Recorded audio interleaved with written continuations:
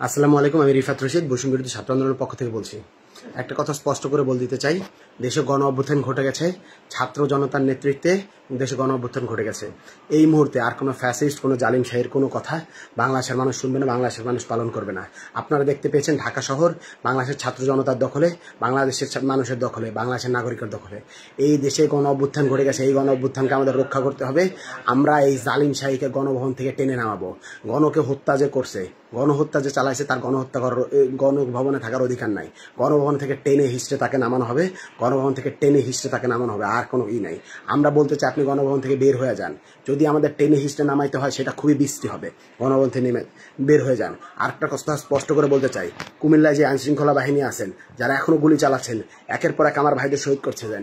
সমন্বয়ক আসিফ মাহমুদ, সমন্বয়ক রিফাত রশিদ, দুজনের বাড়ি কিন্তু কুমিল্লা। আপনারা এই জিনিস ভুলা যায় না, আপনারা এই জিনিস ভুলা যায় না। আপনারা অস্ত্র ছেড়ে দেন, আপনারা অস্ত্র ছেড়ে দেন। আমাদের ভাইদের গুলি করবেন না, আমাদের বোনদের গুলি করবেন। অনেক হয়েছে, অনেকগুলো শহীদ হইতেছে। আপনারা এই জিনিস ছেড়ে দেন। খুনি হাসিনার পতন ঘটে গেছে, দেশে গণ অভ্যুত্থান হয়ে গেছে। কিছুক্ষণের মধ্যেই আপনারা দেখতে পারবেন গণভবন থেকে তাকে বের করে দেওয়া হচ্ছে। আপনারা আর এগুলো করবেন না। আপনাদের কাছে আহ্বান করতেছি, আপনারা কুমিল্লাকে সেভ করুন।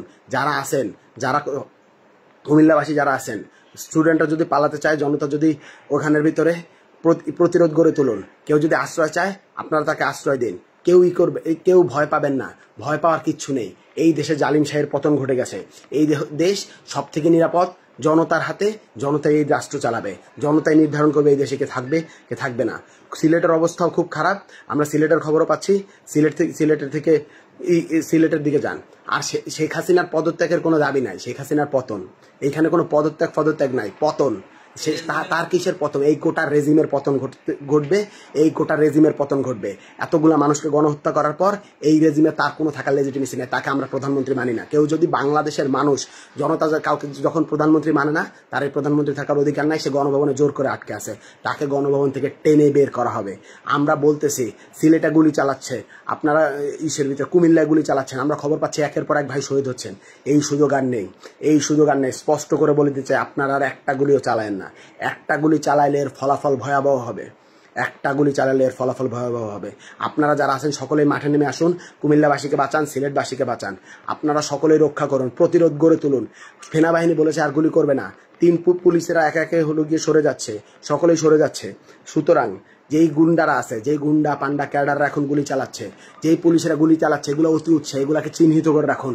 স্বাধীন বাংলাদেশে এদেরকে ব্যবস্থা নেওয়া হবে, প্রত্যেকটার গণ আদালত এগুলোর বিচার করা হবে, এগুলোর ফাঁসির কাস্টে ঝোলানো হবে যারা আমার ভাইদের শহীদ করছে, যারা আমার। আপনারা সকলে নেমে আসুন, আপনারা সকলে রাজপথে নেমে আসুন। আমাদের ভাইরা আছে, শিগগিরই 1 দফার ঘোষণা আসছে, প্রস্তুতি নিন, তৈরি হন। শিগগিরই 1 দফার ঘোষণা আসছে, শহীদ মিনার থেকে শিগগিরই 1 দফার ঘোষণা আসছে, সকলে তৈরি হন।